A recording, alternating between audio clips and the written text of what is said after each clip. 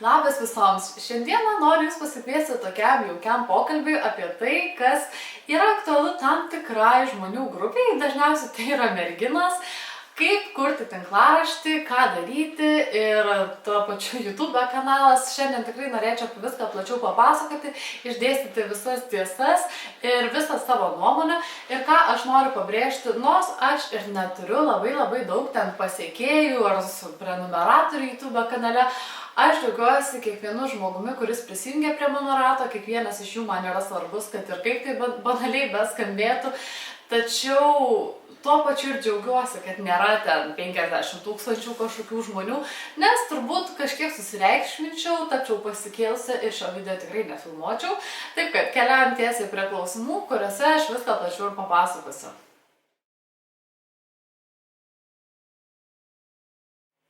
Kurti tinklaraštį aš pradėjau prieš gerus 1,5 metų ir visa tai tiesiog susisiejo į vieną bendrą tašką. Manau, labai daug kas iš mūsų bandome atrasti save, suprasti, ką mes norime veikti šiame gyvenime. Ypatingai tai pasireiškia tuomet, kai baigia mokyklą, kuriem tai nutinka anksčiau. Ir tikrai visą gyvenimą aš pavydėjau visoms merginams, kurios ten ar labai gražiai piešia, ar tikrai labai gerai groja. Aš aišku irgi bandžiau ir piešti, ir groti, ir dainuoti, ir žodžiu, to prasme, ko aš tik esu nebandžiusi. Ir galų gale tiesiog supratusi, kad aš savo laiką labai išvaistau, pabandžiau suderinti 2 dalykus, kuriuos aš tikrai labai myliu. Tai yra rašymas ir yra kosmetika. Suderinusi šiuos 2 dalykus, manau, tikrai atradau tą nišą, kurioje aš labai laiminga ir man gera daryti tai, ką aš darau. Ir noriu tiesiog pasakyti merginoms tos, kurios galvoja, kad aš irgi noriu rašyti tinklaraštį, nes jos rašo ir jom čia labai viskas fainai. Ne, iš tikrųjų, jeigu jūs nejaučiat kažkokios aistros rašymui ar tai pačiai kosmetikai, ar to labiau kalbėjimui video metu, tai tikrai nesiūlyčiau kopijuoti, nors pabandyti tikrai verta ir tiesiog galbūt atrasit save, kaip ir aš atradau.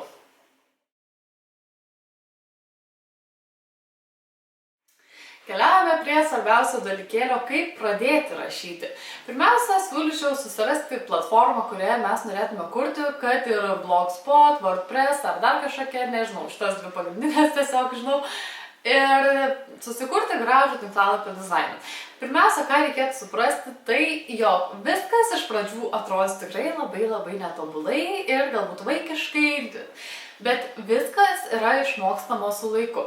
Tada antras dalykas, mums reikėtų sugalvoti, apie ką mes norim rašyti. Ir trečias dalykas, labai susijęs su antru, tai yra investicijos. Investicijų, kad ir daugiausia, aš kaip ir sakau, šiame video pasakosiu apie grožio blogus ir, ta prasme, visą kūrybą.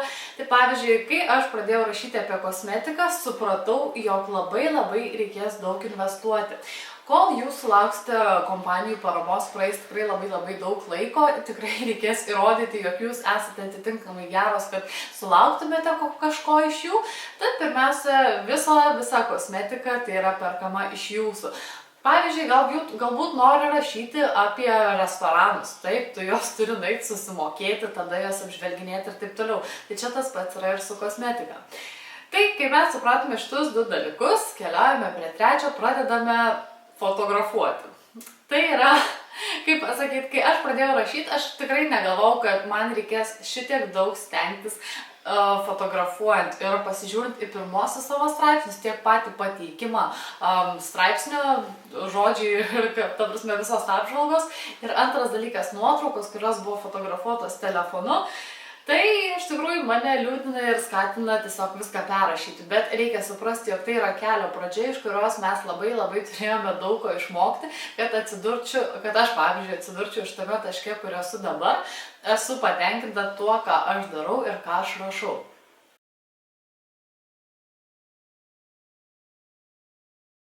Sekantis dalykas tai būtų tas, kad kai mes pradedam rašyti, jau žinome, nufotografuojame, viską padarome, turime tiesiog susigalvoti, kiek mes norime skirti tam laiko. Jeigu tu rašai straipsnį į dieną, viskas yra gerai. Ta prasme, tada aš suprantu, kad tinklaraščio kūrimas tikrai nebus pagrindinė tavo veikla, greičiau kaip hobis, bet tikrai hobis irgi yra labai labai gerai, nes po kol kas Lietuvoje tas dalykėlis kaip tinklaraščio kūrimas ir pinigų uždarbis, kuris yra labai labai visoms aktualus ir mano, kad mes galime iš to pragyventi, tai yra tikrai ne. Jeigu tu pasirenki taip, kad nori, ta prasme, atiduoti visą save, kaip dabar aš atiduodu tinklaraščio rašymui ir video kūrimui, reikia suprasti tai, jog turi turėti labai labai daug palaikymo. Aš labai džiaugiuosi, jog turiu vyrą, kuris mane palaiko, supranta, kad tai yra man labai labai svarbu, įdomu ir tai yra mano labai didelė gyvenimo dalis. Ir aš pasakysiu tiesiai šviesiai, kad ir kaip tai negražiai nuskambėtų, bet esu išlaikoma vyro. Ir jeigu jis to nepadarytų, nenupirktų man valgyti, nesumokėtų už mokesčius, žinoma, kad aš turėčiau eiti dirbti ir visą kitą daryti. Ir mano tinklaraštis, ta prasme, nebūtų toks kokybiškas. Gal aš ir spėčiau padaryti po tos 3 straipsnius į dieną ir plus video 2 kartus į savaitę, tačiau tikrai manau, kad kokybė labai labai nukentėtų. Tikiuosi, jog vieną dieną Lietuvoje mes galėsime iš to pragyventi ir būsiu viena tų pirmųjų, kuri uždirbs bent jau 10 eurų į mėnesį ir tai bus iš tikrųjų labai labai daug.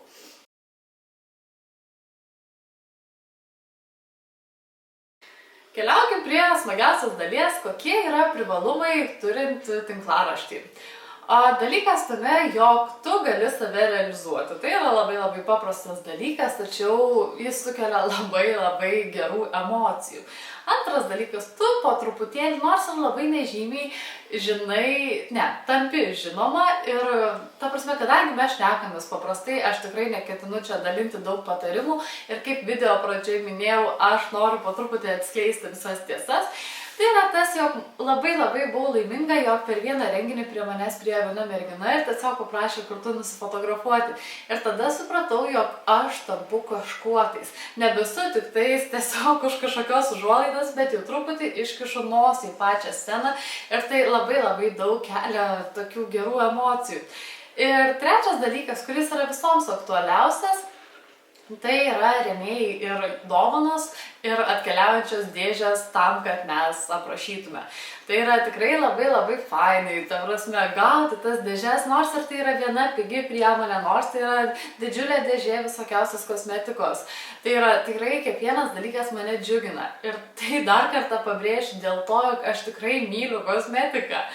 Tai dalykėlis tame, jog merginos labai labai nori gauti nemokamos kosmetikos. Šitas apibūdinimas man labai nepatinka, toks kaip nemokama kosmetika, bet dalykas toks, jog tai yra ne tai, kad nemokama, bet tu turi labai labai už tai atidirbti. Kaip tik ir keliausiu būtent prie kito klausimo, kuris labai susisijęs su mano dabartiniu atsakymu. Kai tu gauni kosmetiką, labai labai apsidžiaugi, bet tada tas džiugesys praeina, kai supranti, kad kiek darbo reikės įdėti. Pavyzdžiui, gavo labai daug tinklaraštininkų ir video youtuberių, paprašiau vadinamų dėžę nuo Avon kompanijos, kur pakvietė mus dalyvauti konkurse. Aš esu ta, kuri apžvelgia kiekvieną priemonę, kurią tik turi. Ir pirmiausia, tai buvo, wow, kaip fainai, netgi ten kokie 25 daiktai. Ir tada taip, bet tai dabar viską reikia nufotografuoti, reikia išbandyti, reikia ištestuoti ir reikia viską gražiai pateikti. Nebūtinai gražiai, irgi keliausim prie to aspekto. Tiesiog reikia suprasti, jog tinklaraščio rašymas ir video kūrimas yra labai labai didelis darbas. Ir jeigu tu jam atsiduosi, tada viskas yra gerai. Keliaukim tuomet mes prie minusų.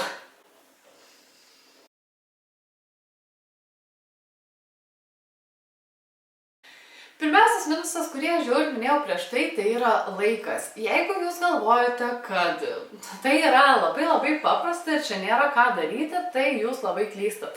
Vieno straipsnio paruošimas, aišku, priklauso nuo to, kaip jūs rašote, kiek ketinate pateikti informacijos. užima laiko. Aš, pavyzdžiui, rašau vieną straipsnį apie valandą, nes aš analizuoju ingredientus, apžvelgiu kiekvieną smulkiausią dalyką. Aišku, yra kitos merginos, kurios patikė tik vieną nuotrauką ir aprašo ten, nežinau, 300 žodžių daugiausiai. Tai man toksai patikimas asmeniškai nepatinka, nes aš pati noriu prieš pirkdama produktą labai gerai su juo susipažinti ir tiesiog todėl aš patikiu tokius ilgus straipsnius.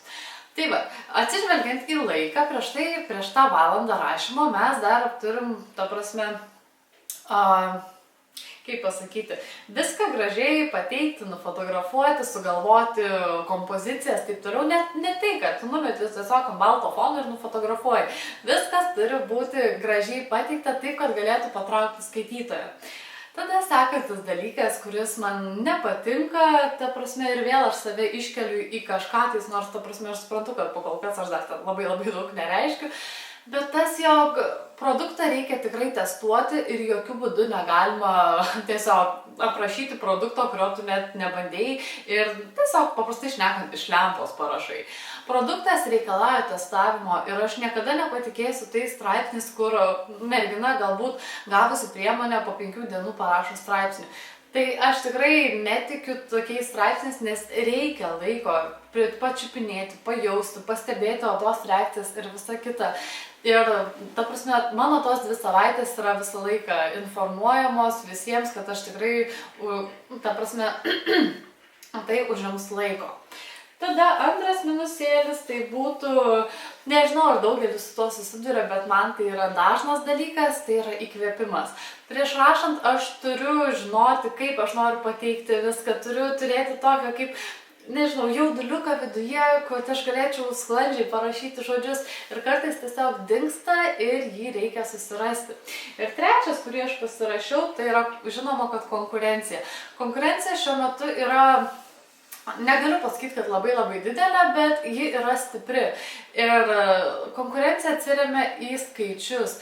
Ir galų gale 4 minusas, kurį dabar supratau, tai yra pastovus pergyvenimas dėl skaičių. Tu kiekvieną dieną stebi statistiką, tu žiūri, kiek paspaudė laikų ant tavo nuotraukos, ant straipsnių, kiek kartų perskaitė straipsnių, kiek ten kita turi. Ir tada, ta prasme, jaučiasi toks nemalonus dalykas, tu visai ką gyveni skaičiuose. Nors viską pradėjai nuo to, jog tiesiog nori pradėti rašyti ir nori pradėti kažką daryti.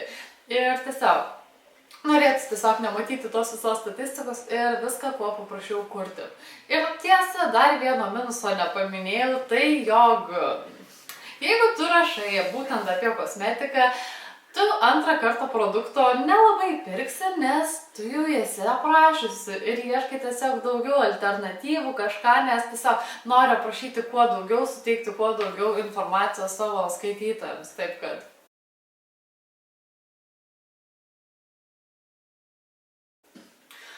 Atsakomybės tai yra toks dalykas, kuris keliauja po visų privalumų ir aš netgi sakyčiau, kad tai yra pirmoje vietoje.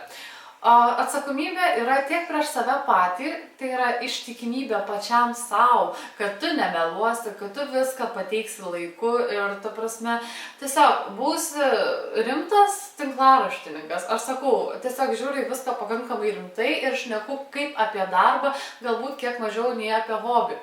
Antras dalykas yra toks, kad atsakomybė yra ir prieš tuos rėmėjus, kurie siunčia tau tas dovanėles. Tai yra toks dalykas, jog tu privalai, ta prasme, aš nežinau, iš tikrųjų, aš pagal save šneku, bet jeigu man atsiunčia, aš būtinai aprašysiu tą produktą, nes kompanijos išsiuntė, jos patyrė kažkokias sąnaudas, taip toliau, ir jie tikisi iš to gauti atgalinį ryšį.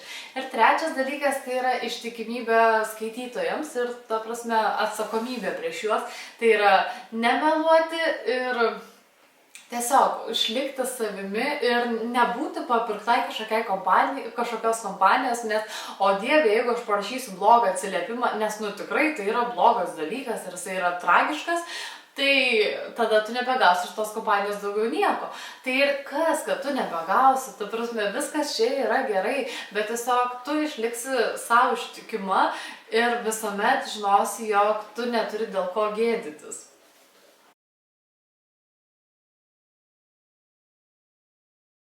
Kaip sukurti skaitytojų ratą, tai yra irgi man didelis klausimas, tačiau aš visgi rekomenduočiau išlaikyti visą savo nuoširdumą ir tiesiog pabrėžti tai, kokia tu esi ir tiesiog tikėti, jog atsiras žmonių, kuriem patiks tavo darbas. Ir aš bent jau kiekvieną kartą pamačiusi, jog vienas žmogus prisijungia prie mano Facebooko grupės, aš jam tikrai mintise padėkoju, nes vienas žmogus yra daug. Kas, kad aš ten turiu 2000, ten 100, nežinau dabar kiek Facebook'e tu pasiekėjai, kam tai atrodo, dieve, tik 2000, bet man tai yra netgi 2000, paėmus koks tai yra skaičius, jis netilptų visame šitame name. Tai, ta prasme, reikia suprasti, jog kiekvienas, ta prasme, esame žmogus ir nesame kažkoks statistinis skaičius.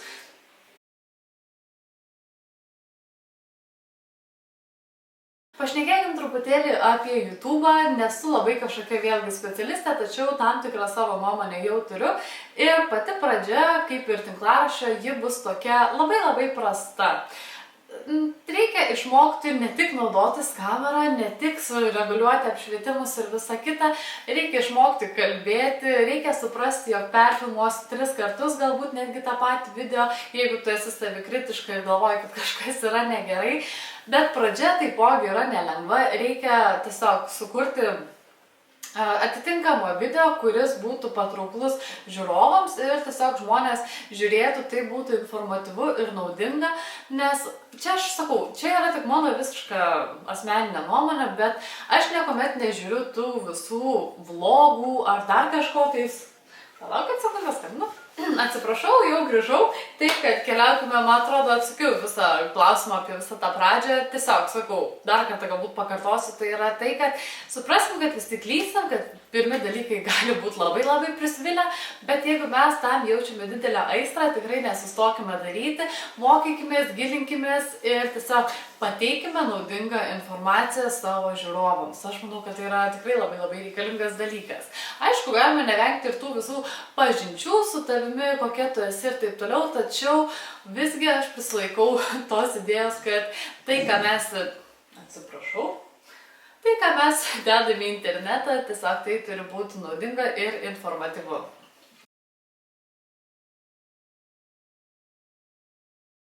Vėlgi, tai yra tavo pasirinkimas, kiek tu nori kartų publikuoti savo video. Tai aš, pavyzdžiui, pradėjau nuo 1 video per savaitę. Tai buvo tikrai labai tokia pati pradžia, kai dar reikėjo mokinti su visomis programomis dirbti, su redagavimu, su pateikimu. Baikit! Atsiprašau labai. Tai, sakau, reikia mokytis, kaip dirbti su programomis, su pateikimu ir taip toliau. Ir tai tikrai užtrunka laiko. Ir manau, kad pačioje pradžioje 1 video per savaitę yra tikrai pilnai užtenka. Tada galima po truputį auginti, kaip pavyzdžiui dabar aš stengiuosi pateikti po 2 video į savaitę. Ir tai mano šunys tiesiog nelabai sutarė tarpusavyje. Tai dalykas toks, jau dabar pateikiu 2 kartus per savaitę savo video, bet tai užtrunka tikrai labai nemažai laiko. Pirmiausia, mes pasiruošėme filmuoti, tai yra aš pasidažau, susitvarkau aplinką, pasižiūriu, ar kamerai viskas gerai ir tada filmuoju. Pats filmavimas užtrunka apie valandą iš tikrųjų, žiūrint viską, ką tu nori pateikti. Tai yra tikrai neribotas laikas ir tada seka video redagavimas, kuris užtrunka mažiausiai 3 valandas, jeigu tu nori pateikti gerą rezultatą. Ir tada dar video įkėlimas į YouTube užtrunka apie valandą, tai galim pasiskaičiuoti, jog tai užtrunka mažiausiai 5 valandas. Ir jeigu mes tai darome 2 kartus per savaitę, tai sudaro 10 valandų. Tai reikia atsižvelgti į laiko sąnaudas, į tai, kiek mes to laiko turime ir ar galime tiesiog savo tai leisti ir ar nuo to nenukentės kokybė.